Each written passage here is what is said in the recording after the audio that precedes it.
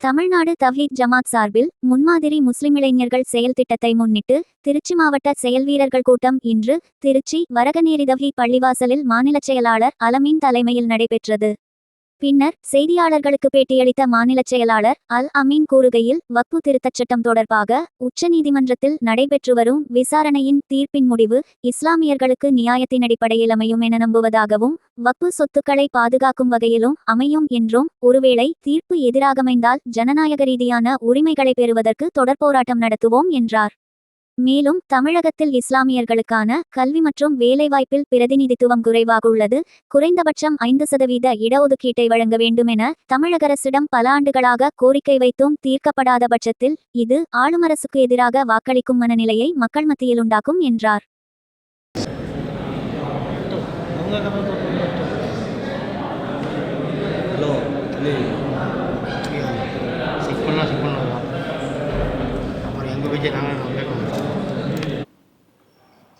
தமிழ்நாடு தௌஹீத் ஜமாத் திருச்சி மாவட்டத்தினுடைய செயல் வீரர்கள் கூட்டம் வரகநேரி பள்ளிவாசலில் நடைபெற்று முடிந்திருக்கிறது. உச்சநீதிமன்றத்தினுடைய தலைமை நீதிபதி கவாய் அவர்களுடைய தலைமையில் தற்போது நடந்து முடிந்திருக்கக்கூடிய வக்பு வாரிய திருத்த மசோதா சம்பந்தமான வழக்கு குறித்து மிக முக்கியமான தீர்மானங்கள் இதில் நிறைவேற்றப்பட்டு இருக்கிறது. இந்த தீர்ப்பின் முடிவு இஸ்லாமியர்களுக்கும் நியாயத்தின் அடிப்படையிலும் அமையும் என்று நாங்கள் நம்புகிறோம். வக்பு சொத்துக்களை பாதுகாக்கக்கூடிய வகையில் இந்த தீர்ப்பு அமையும் என்று நாங்கள் நம்புகிறோம். ஒருவேளை அந்த தீர்ப்பு அதற்கு மாற்றமாக இருக்கும் பட்சத்தில் ஜனநாயக ரீதியாக எங்களுடைய உரிமைகளை அடைவதற்காக தொடர்ச்சியாக எங்களுடைய போராட்டங்களை நாங்கள் நடத்துவோம். நீதித்துறையின் மூலமாகவும் மக்கள் மன்றங்களின் வழியாகவும் எங்களுடைய கோரிக்கைகளை முன்வைப்போம். இஸ்லாமியர்களுடைய சொத்துக்களை அபகரிக்கக்கூடிய ஒன்றிய பாஜக அரசினுடைய முயற்சியை நாங்கள் ஒரு காலத்திலும் வெல்ல விடமாட்டோம். இறுதி வரை எங்களுடைய போராட்டம் தொடரும் என்கின்ற ஒரு தீர்மானம் இதில் நிறைவேற்றப்பட்டு இருக்கிறது. இரண்டாவதாக, ஆர்டிஇ என்று அறிவிக்கப்பட்டிருக்கக்கூடிய இலவச கல்வி திட்டத்தின் அடிப்படையில் தமிழகத்தில் இன்னும் அதற்கான அறிவிப்புகள் வெளிவராமல் இருக்கிறது. ஒன்றிய அரசாங்கம் இதற்கான நிதியை கொடுக்காமல் தாமதப்படுத்தக்கூடிய காரணத்தினால் நாங்கள் அதை நடைமுறைப்படுத்தவில்லை என்று தமிழக முதலமைச்சரும் அமைச்சர்களும் சொல்லி வருகிறார்கள். ஆனால் மக்கள் பாதிக்கப்படக்கூடிய சூழலை கருத்தில் கொண்டு ஒன்றிய அரசாங்கம் பொருளாதாரத்தை தந்தாலும் தராவிட்டாலும் தமிழக அரசாங்கமே அந்த செலவுகளை ஏற்று உடனடியாக ஆர்டிஇ சம்பந்தமான அறிவிப்புகளை வெளியிட வேண்டும் என்கின்ற கோரிக்கையும் நாங்கள் வைத்துக் கொள்கிறோம். ஒன்றிய அரசாங்கம் மாநில அரசுகளை கையேந்தக்கூடிய நிலையில் பிச்சைக்காரர்களை போன்று நடத்துவது ஒன்றிய அரசாங்கத்திற்கு அழகில்லை. இந்திய அரசியலமைப்பு சட்டத்தை மதிக்காத ஒரு செயல், தங்களுடைய உரிமைகளை அவர்களிடமிருந்து பறிக்கக்கூடிய செயலாக நாங்கள் காண்கிறோம். இதை நாங்கள் வன்மையாக கண்டித்தும் இங்கே தீர்மானம் நிறைவேற்றி இருக்கிறோம். மேலும் எதுவும் கேள்விகள் இருந்தால் நீங்கள் கேளுங்க. வக்பு சட்டத்தை பொறுத்தவரையில் இதற்கு முன்னாடி இருந்த சஞ்சய் கண்ணா அவர்களுடைய அமர்வு அரசாங்கம் கொண்டு வந்திருந்த அந்த சட்டத்திற்கு இடைக்கால தடையை விதித்து இருக்கிறது.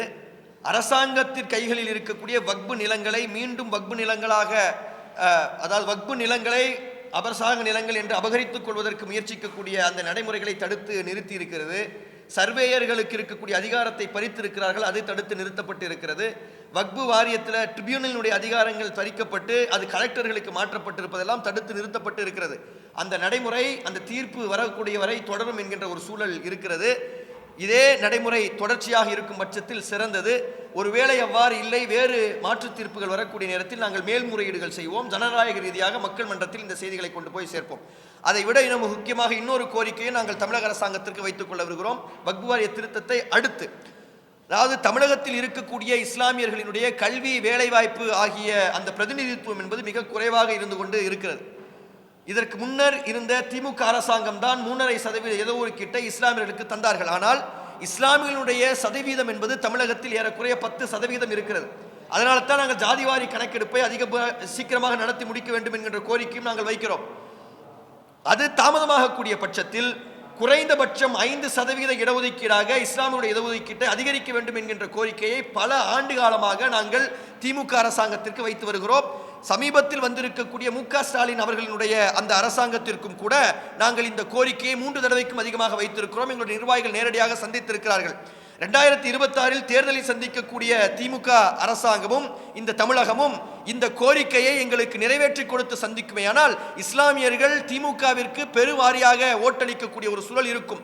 ஒருவேளை அந்த கோரிக்கை ஏற்றுக்கொள்ளப்படவில்லை என்றால் மக்கள் மாற்று விஷயங்களை நோக்கி சிந்திக்கக்கூடிய ஒரு சூழலை ஏற்படுத்திவிடக் கூடாது என்கின்ற ஒரு அறிவுரையையும் நாங்கள் இங்கு ஆண்டு கொண்டிருக்கக்கூடிய திமுக அரசாங்கத்திற்கு சொல்லிக்கொள்ள விரும்புகிறோம்.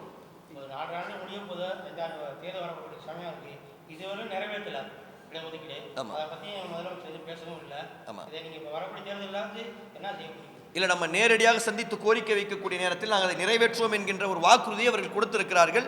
இதுவரை அவர் சொன்ன சில விஷயங்களை அழகிய முறையில் நிறைவேற்றி கொடுத்திருக்கிறார். இதையும் நிறைவேற்றி கொடுக்க வேண்டும் என்கின்ற கோரிக்கையை அழுத்தம் திருத்தமாக சொல்கிறோம். இது ஒரு அமைப்பினுடைய கோரிக்கை இல்லை. இது தௌஹீத் ஜமாத்தோ தமுமுகவோ எஸ்டிபிஐயோ வைக்கக்கூடிய ஒரு கோரிக்கை இல்லை. இது இஸ்லாமிய சமூகத்தினுடைய கோரிக்கை. ஒவ்வொருவரும் களத்தில் இந்த பிரச்சனையை சந்தித்துக் கொண்டிருக்கிறார்கள். 60-70 ஆண்டுகளுக்கு முன்னால் இந்த நாட்டிலே நன்றாக படித்திருந்த ஒரு சமுதாயம் அதற்கு பிறகு இந்த இடஒதுக்கீடுகள் பறிக்கப்பட்ட காரணத்தினால் கல்வியை இழந்திருக்கிறது. இந்த நாட்டினுடைய விடுதலைக்காக கல்வியை நாங்கள் தூக்கி எறிந்தோம். மற்ற சமுதாயங்கள் எல்லாம் படிக்கக்கூடிய நேரத்தில் ஆங்கிலேயர்களுடைய கல்வி எங்களுக்கு தேவையில்லை என்று சுதந்திர போராட்டத்திற்காக கல்வியை துறந்த ஒரு சமுதாயம் இஸ்லாமிய சமுதாயம். இது வரலாற்றில் பதியப்பட்டிருக்கக்கூடிய உண்மை. கல்வியை இழந்த காரணத்தினால் இன்றைக்கு அதிகாரத்தில் இல்லாமல் இஸ்லாமிய சமுதாயம் என்பது சிரமப்பட்டுக் கொண்டிருக்கிறது.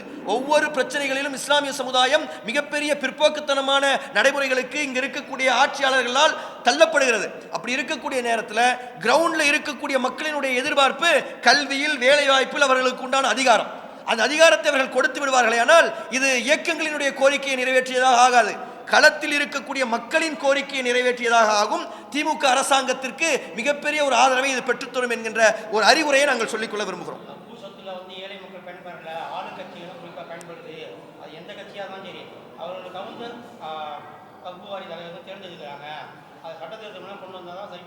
இப்போ 2 கண்ணு இருக்குன்னு சொன்னீங்கன்னா அந்த 2 கண்ணில் ஒரு கண்ணில் குறை இருக்குன்னு வச்சுக்கிறீங்களேன். அந்த குறையை தான் சரி பண்ணணுமே தவிர ஒரு கண்ணு தான் சரியில்லையே 2 கண்ணையும் குருடாக்கிறோம்னு சொல்லி நினைச்சா அது எவ்வளவு பெரிய முட்டாள்தனமான ஒரு செயல்பாடு.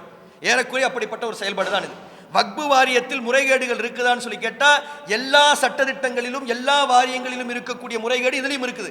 வாரியம் என்பது வக்பு வாரியத்துக்கு மட்டும் இல்லை, ஆயிரக்கணக்கான வாரியங்கள் இருக்கு. எல்லா வாரியங்களும் எந்த ஊழலும் இல்லாமல் செயல்படுதா?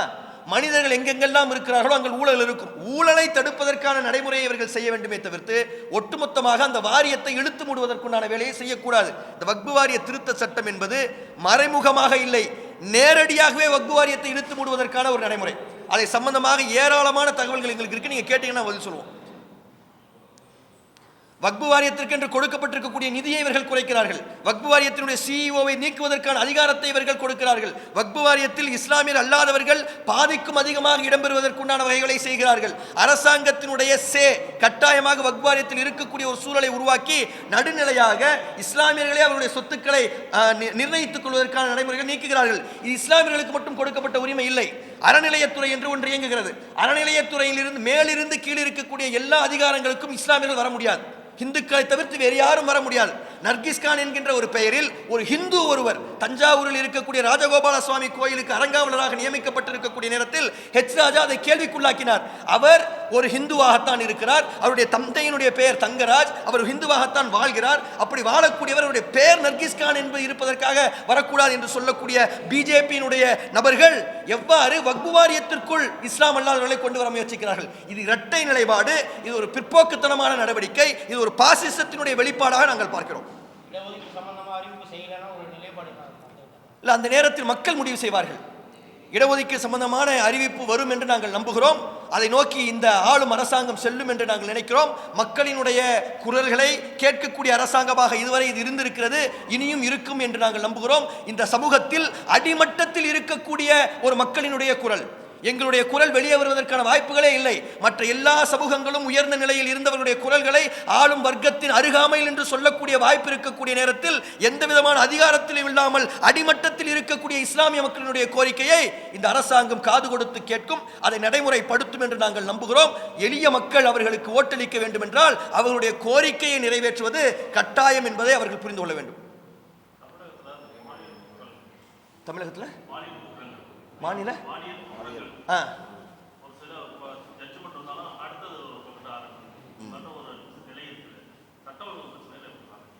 இந்த சட்ட ஒழுங்கு பிரச்சனையை பொறுத்தவரையில் எதிர்க்கட்சிகள் சில பேர் அரசியல் செய்கிறார்கள். பொதுவாக திமுக அரசாங்கத்தில் வந்து நிறைய குற்றங்கள் நடக்கிறது மாதிரியும் அவர்களுக்கு முன்னாடி இந்த மாதிரி நடக்காத மாதிரி நடக்கிறாங்க. நாம் அரசியல் கட்சி கிடையாது, நம்ம என்ன இருக்குதோ இருக்கிற மாதிரி சொல்லுவோம். புள்ளி விவரங்களுடைய அடிப்படையில் குற்றங்கள் கூடியிருக்கிறது குறைந்திருக்கிறது என்று அவர்கள் நிரூபிப்பார்களே, ஆனால் அதுக்குள்ள நம்ம போகலாம். NCRB வந்து வருஷம் டேட்டா வெளியிடுறாங்க, இந்த வருஷம் எவ்வளவு குற்றங்கள் ஜாஸ்தியா இருக்கு குறைஞ்சிருக்குன்னு சொல்லிட்டு.